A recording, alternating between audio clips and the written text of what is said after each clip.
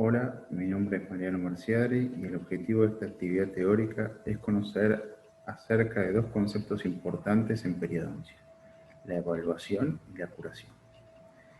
La evaluación es el momento en el que analizamos los resultados de nuestra terapia básica periodontal. Es un paso obligado dentro de nuestro tratamiento y es aquí donde se toman decisiones terapéuticas que definen cómo continúa el tratamiento periodontal. Veremos más adelante en detalle el proceso de curación de la herida periodontal, tanto clínica como histológicamente, y también describiremos cómo se comportan los tejidos involucrados en una herida periodontal. ¿Qué evaluamos? Evaluamos, como dijimos anteriormente, la respuesta al tratamiento, la respuesta del paciente a la terapia básica y cuán efectiva o no fue nuestra primera propuesta al tratamiento, donde se ponen en juego el potencial de cicatrización del paciente, el potencial de curación, en el cual se estima desde el primer momento que nos encontramos con él, en aquella primera consulta donde realizamos nuestra ficha sistémica y evaluamos en todo momento de la terapia básica el potencial de cicatrización, la evaluamos en esta etapa. ¿Cómo evaluamos? Bueno, lo hacemos teniendo en cuenta los cambios visuales inicialmente, donde analizaremos todas las características macroscópicas de la encía, la presencia de cálculo y biopelícula, los cambios instrumentales, como el sangrado al sondaje, la pérdida de inserción y el nivel de inserción clínica y la profundidad del sondaje, y los cambios radiográficos como los cambios en el hueso y en las piezas dentarias. En estas fotos podemos ver los resultados de una terapia básica periodontal, observando los cambios visuales que, al igual que en la etapa diagnóstica, no son suficientes para determinar el grado de curación. Siempre y sin excepción deben acompañarse del diagnóstico instrumental. Pero, ¿qué conduce a los cambios clínicos posteriores a esta terapia básica? Los cambios clínicos son el reflejo de los cambios tisulares y son el resultado de un complejo proceso fisiológico llamado cicatrización. La cicatrización se define como la reparación o regeneración de un tejido injuriado, perdido o tratado quirúrgicamente. Es importante recalcar que el proceso de cicatrización puede resultar en reparación o regeneración. Los dos procesos que resuelven el problema, pero en formas diferentes. La cicatrización de una herida, como lo decíamos, es un proceso biológico que está rigurosamente ordenado y regulado en tiempo y espacio. Para estudiar el proceso de cicatrización de una herida periodontal, se tomó como modelo el proceso de cicatrización epidérmico. Ambos tienen muchas características en común, pero también algunas grandes diferencias. Veamos los pasos en común en primera instancia.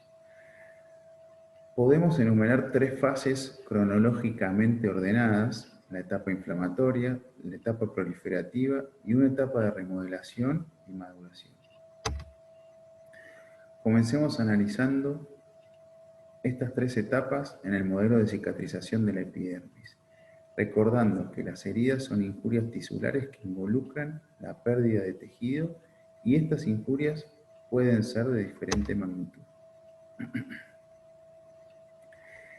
Comencemos con la etapa inflamatoria. La herida en la dermis desencadena un primer proceso reactivo de respuesta a la injuria desde el punto de vista tisular, celular y molecular. Se describe como un proceso inflamatorio.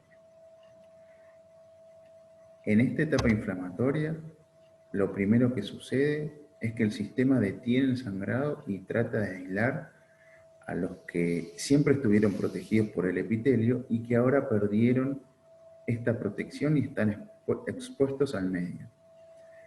Para ello se desencadena un proceso de coagulación que no solo tiene como objetivo cohibir el sangrado con la formación del coágulo, sino que este coágulo, determinado por una red de fibrina, alberga células, principalmente plaquetas, que son una gran fuente de factores de crecimiento, además de albergar citoquinas, glucoproteínas, componentes de la matriz extracelular como la fibronectina y diferentes enzimas como la tromboplastina. Todos estos componentes tienen como objetivo la formación de un tejido provisional de sellado, cohibir el sangrado y promover la llegada de células inflamatorias e inmunes. Como consecuencia, llegan al lugar polimorfos nucleares neutrófilos y monocitos, que se convertirán en macrófagos y comienzan a cumplir su objetivo, que es la limpieza de la herida, a través de la fagocitosis de partículas extrañas, restos celulares y microorganismos. Recordando que los procesos biológicos están en su mayoría solapados, es decir, el próximo comienza antes de que termine el anterior, hacia el final de la etapa inflamatoria comienza la etapa proliferativa.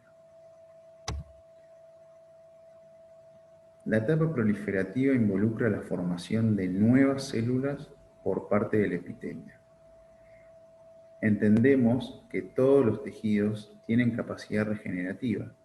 El epitelio en este caso es uno de los que más capacidad regenerativa tiene, no solo por su gran mitosis, sino por su gran capacidad de migración.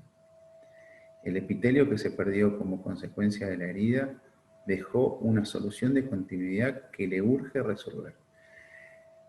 Con lo cual, el tejido epitelial debe ser, y lo es, el que se divide y regenera de manera más veloz. Pero multiplicar células a veces no es suficiente. Lo que además necesita hacer este tejido, como se ve en esta imagen, es migrar hasta encontrarse con las células epiteliales del otro cabo de la herida, del otro labio de la herida, para así poder sellar definitivamente esa solución de continuidad. Para esto el queratocito altera la relación que sostiene con la membrana basal.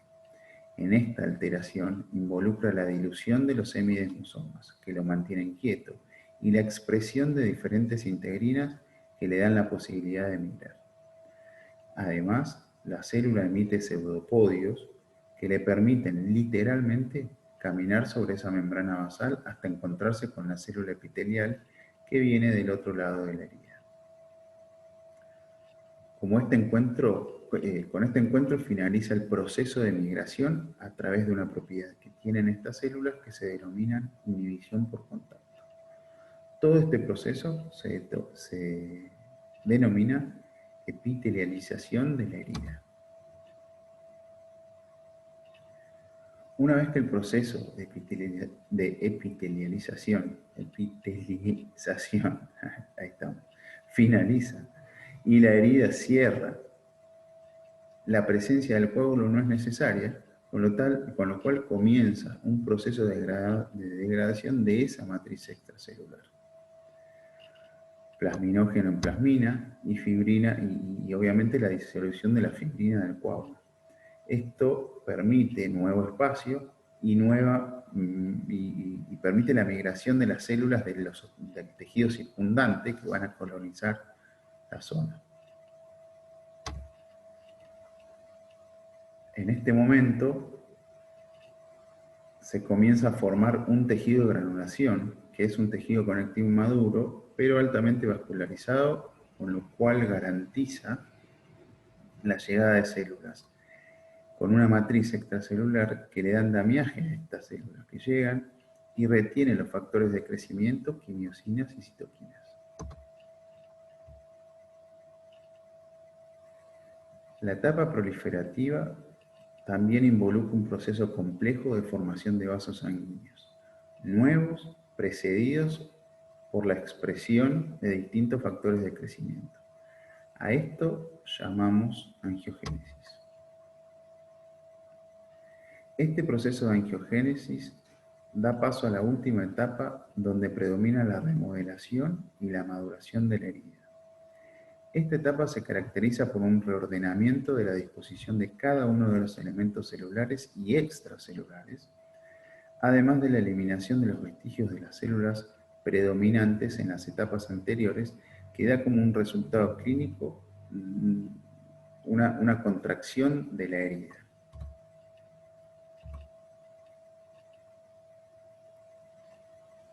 En la cicatrización periodontal existen dos conceptos: el de regeneración, donde se restaura la función del tejido con una disposición igual a la originalmente perdida, y el concepto de reparación, donde la cicatrización se da con algún o algunos de esos elementos originalmente, algunos de esos tejidos originales, pero con distinta disposición a la que originalmente el tejido tenía.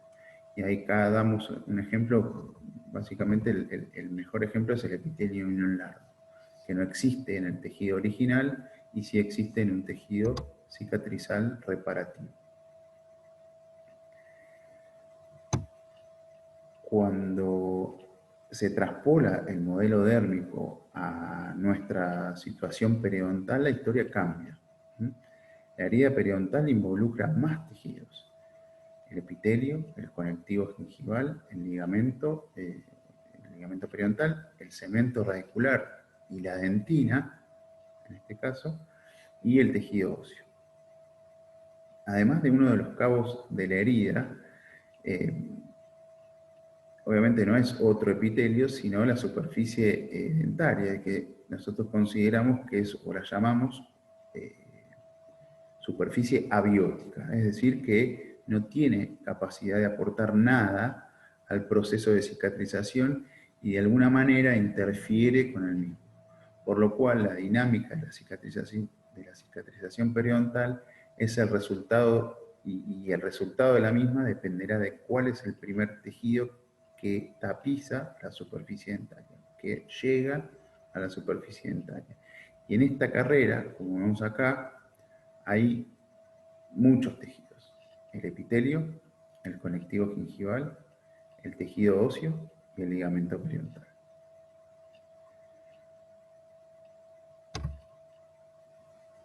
Una de las complicaciones de involucrar tantos tejidos en la herida es la diferencia que todos ellos tienen en su dinámica de regeneración.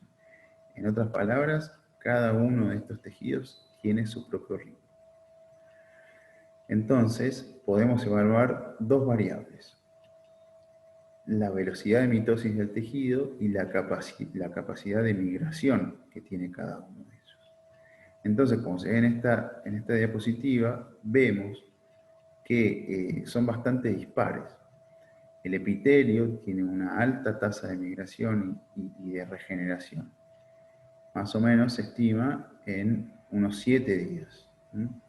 Sin embargo, el tejido conectivo tiene una alta tasa de regeneración y no tan buena tasa de migración. Esta tasa de regeneración la estimamos más o menos en 30 días. Y fíjense, acá hay dos fechas o dos periodos de tiempo que vamos a tener muy en cuenta en las decisiones terapéuticas que vayamos a tomar. El hueso tiene una baja tasa de regeneración y escasa o nula migración. De todo esto podemos concluir que los cambios óseos se pueden estimar radiográficamente al año. Y el cemento tiene una baja tasa de regeneración. Una vez que se desencadena el proceso de cicatrización periodontal, comienza como una carrera entre estos diferentes tipos de tejido para cerrar esa herida y ocupar el espacio que deja la misma.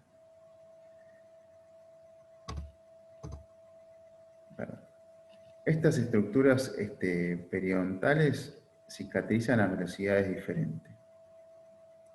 En esta carrera, el tejido que ocupe el lugar primero será el que defina qué disposición tomarán los otros tejidos antes de llegar, los otros tejidos que llegan más tarde, y como consecuencia el tipo de cicatrización resultante.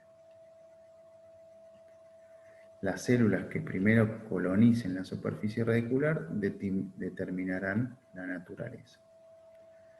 Evidentemente, por lo que acabamos de ver, el tejido que más rápido invade es el epitelial, y este será el que defina el modelo de cicatrización periodontal espontánea, es decir, que cuando yo dejo que la herida periodontal cierre naturalmente sin modificar el proceso de cicatrización. En una herida periodontal, la carrera la gana el epitelio y como consecuencia el epitelio es el que guía el curso del resto de los tejidos. Pero, obviamente, la historia no quedó acá en la investigación.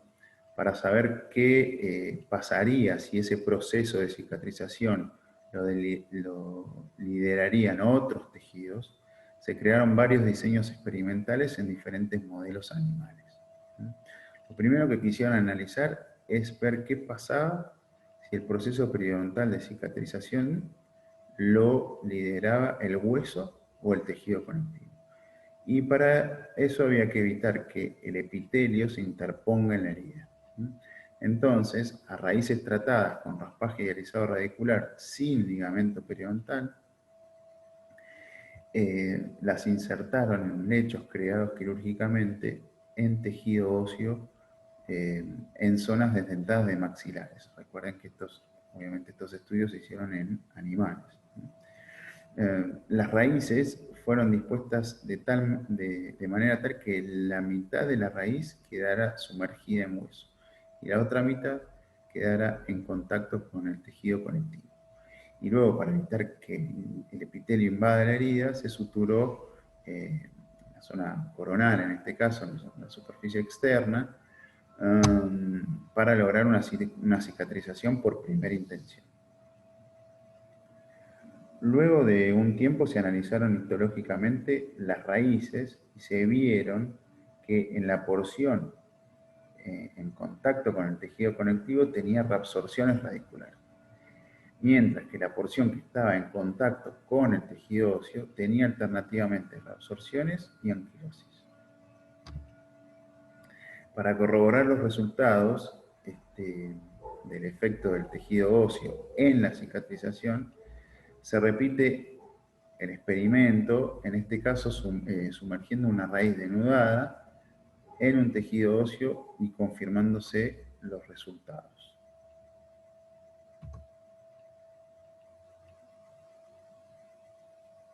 Restaba analizar entonces qué sucedía si la cicatrización la lideraba el tejido periodontal.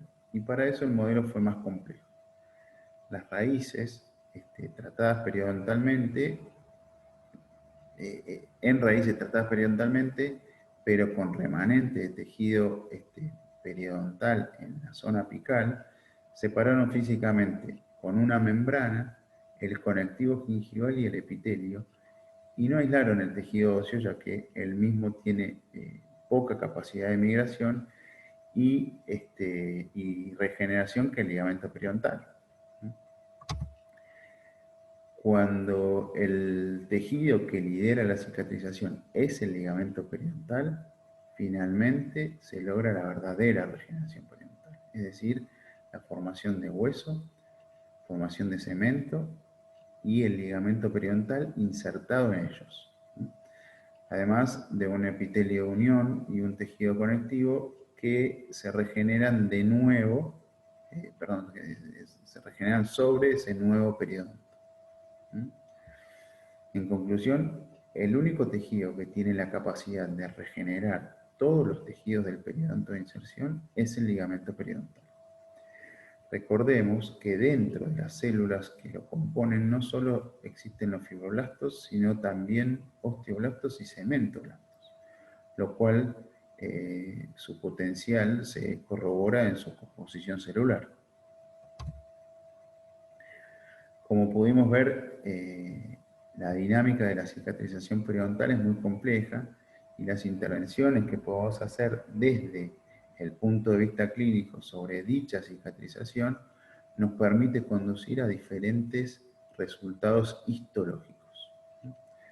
A todos estos resultados los podemos mencionar como tipos de cicatrización gingivo-periodontal. En este caso encontramos la readaptación o readherencia, el epitelio unión, una cicatrización guiada por un epitelio unión largo, una adaptación conectiva, la nueva inserción, el llenado óseo y la regeneración. Vamos a ver de qué se trata cada uno y cómo llegamos a ellos.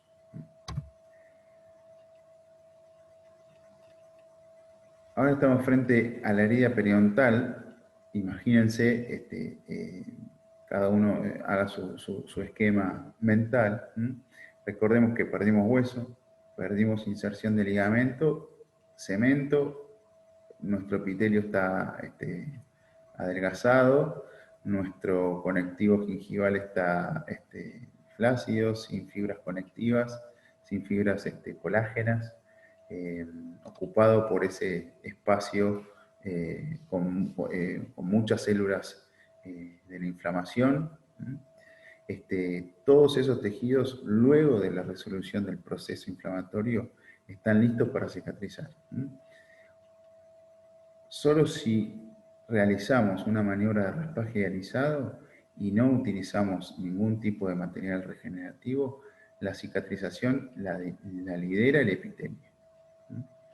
El epitelio comienza a migrar en busca del otro cabo, de la herida, pero como se encuentra con la superficie dentaria, se adhiere a ella.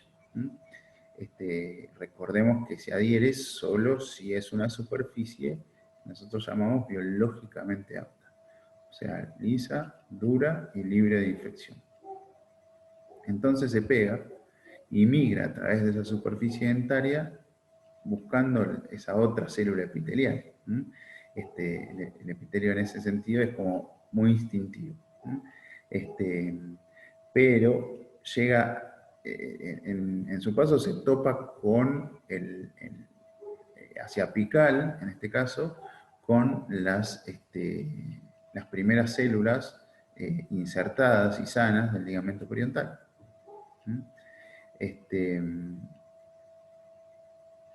El conectivo gingival y fibras del conectivo gingival y del ligamento, que quieren regenerarse, pero tampoco encuentran la posibilidad de insertarse en la superficie dentaria porque ya está interpuesto el epitelio.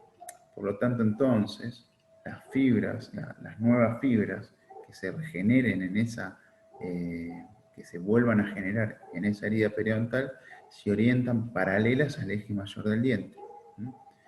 Epitelio ya cerrando, adaptándose a la pieza dentaria, y el tejido conectivo que no estaba insertado queriéndose disponer o insertarse en el tejido dentario, pero al encontrarse con el epitelio interpuesto, lo hace, se dispone en forma paralela. El cemento también se encuentra imposibilitado de regenerarse, aunque eso ya es más difícil.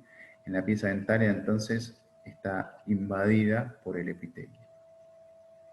El tejido óseo se regenera o no según las condiciones anatómicas propias del defecto óseo y las condiciones de ese medio circundante. Entonces puede existir en este tipo de curación algo de regeneración ósea. En resumen, la adherencia epitelial o la cicatrización guiada por epitelio unión largo se caracteriza por este epitelio unión largo, fibras gingivales y periodontales paralelas al eje del diente, o sea, las fibras gingivales, las periodontales insertadas, obviamente quedan insertadas.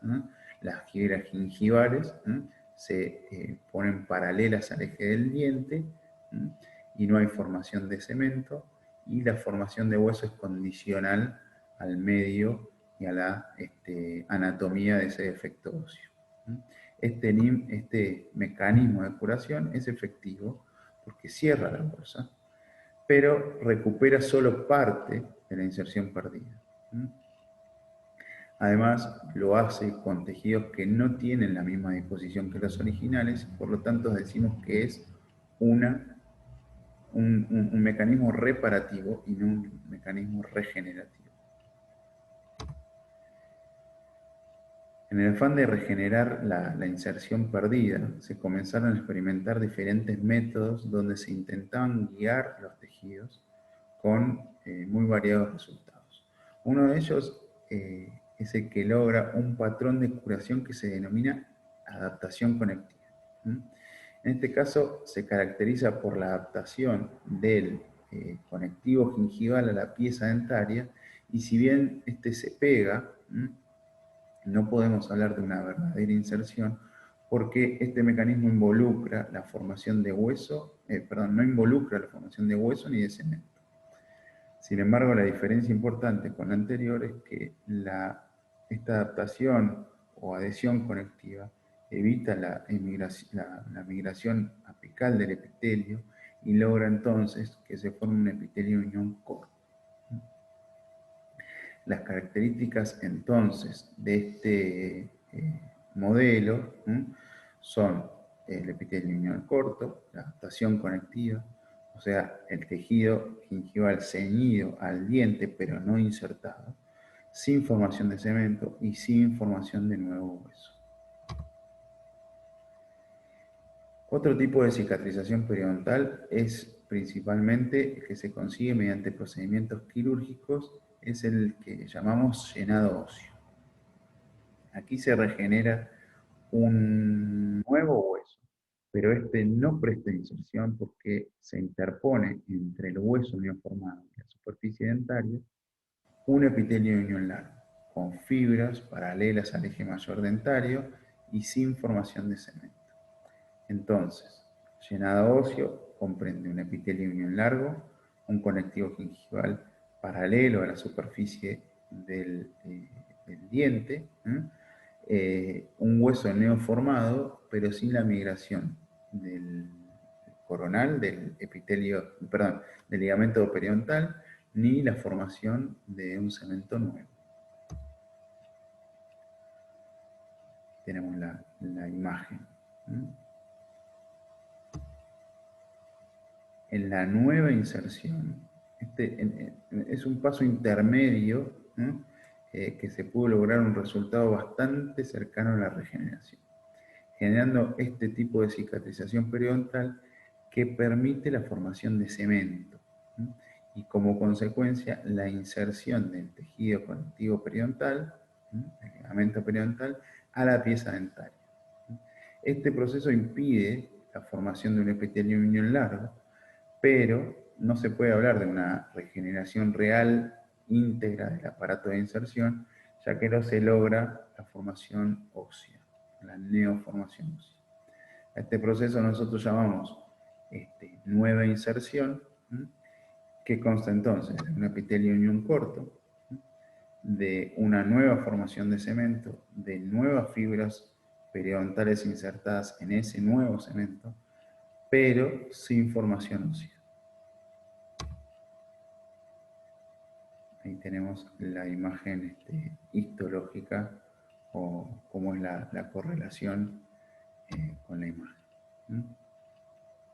Finalmente, existen algunos procedimientos periodontales que logran la regeneración real. Es decir, la formación de nuevo hueso, nuevo cemento e inserción de fibras periodontales acompañada de inserción de las fibras periodontales en ambos tejidos neoformados acompañados de un epitelio unión corto. Pero existe esta posibilidad, existe la regeneración, pero es válido aclarar que el potencial de migración de ese ligamento periodontal es escaso, o es limitado, llamémosle, y como consecuencia la cantidad de tejido regenerado es limitada. Entonces, desde un punto de vista histológico, podemos hablar que existe una verdadera regeneración periodontal, pero en este caso es escasa o limitada. En este cuadro podemos ver las características principales de cada proceso. Una adaptación epitelial donde predomina el epitelio unión largo, una adaptación conectiva donde predomina la inserción de las fibras gingivales, el procedimiento de nueva inserción donde hay un tejido conectivo periodontal, además de que migra hacia coronal y forma nuevo cemento, el llenado óseo, donde hay un epitelio unión largo interpuesto sobre un hueso alveolar neoformado, y la regeneración periodontal, donde está el tejido conectivo periodontal, el cemento y el hueso alveolar formados nuevamente en la porción coronal o en la porción que ha sido expuesta a la enfermedad periodontal.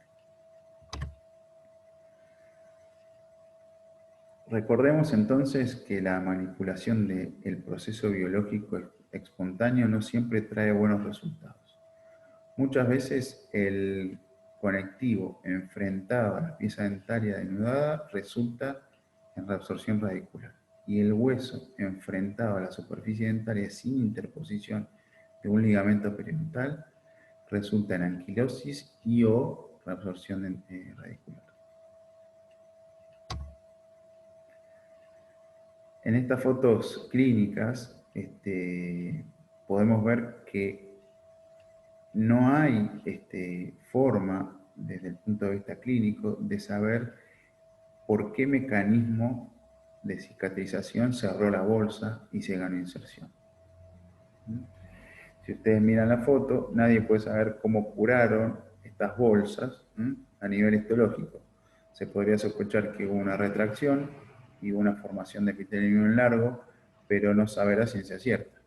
Sabemos que esa cicatrización, ese tipo de esos dos mecanismos, se dan más asiduamente cuando nosotros no intervenimos o no guiamos esa cicatrización.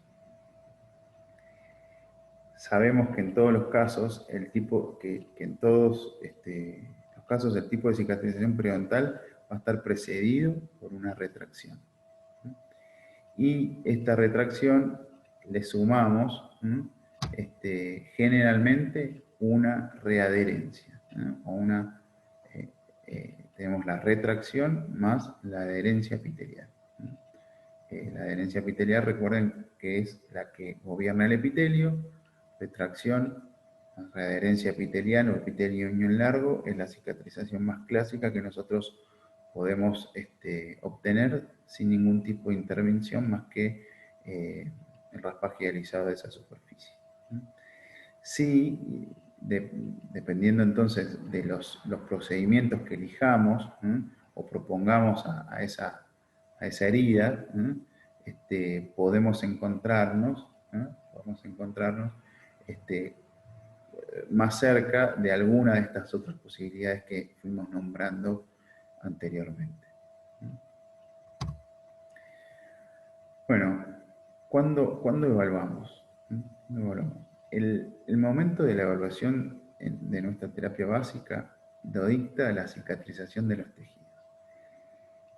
Y cuánto demora este proceso es un punto importante a considerar. El proceso inflamatorio empieza a resolver en las primeras horas, post eliminación de placa y cálculo, y a veces toma varios días que ese proceso inflamatorio se elimine. El epitelio tarda, como ya vimos, aproximadamente 7 días, y el conectivo alrededor de 30 días, donde hay estudios que han estimado la cicatrización completa de ese epitelio y de ese tejido conectivo. Es decir, entonces, los resultados de los tejidos blandos, la resolución de la inflamación, se pueden evaluar al mes, a los 30 días. Podemos evaluar el cierre de la bolsa y la adhesión de ese tejido conectivo Sin embargo, el cemento, el tejido óseo, el ligamento periodontal, demandan mucho más tiempo. Muchas veces alrededor de un año. Habiendo conocido los procesos de cicatrización y la velocidad de cada uno de los tejidos comprometidos en esta herida periodontal, deberíamos esperar pocos días para ver cambios visuales en nuestros pacientes, pero más tiempo para encontrar una encía madura en todas sus estructuras. Como conclusión, entonces, en la etapa de evaluación de nuestra terapia básica la vamos a hacer a los 30 días. El resultado de la evaluación nos va a dar la pauta de cómo seguir con nuestro tratamiento. Si en este caso volver a la terapia básica cuando encontramos que esos tejidos no han curado, proponer una fase complementaria quirúrgica o entrar en un plan de mantenimiento.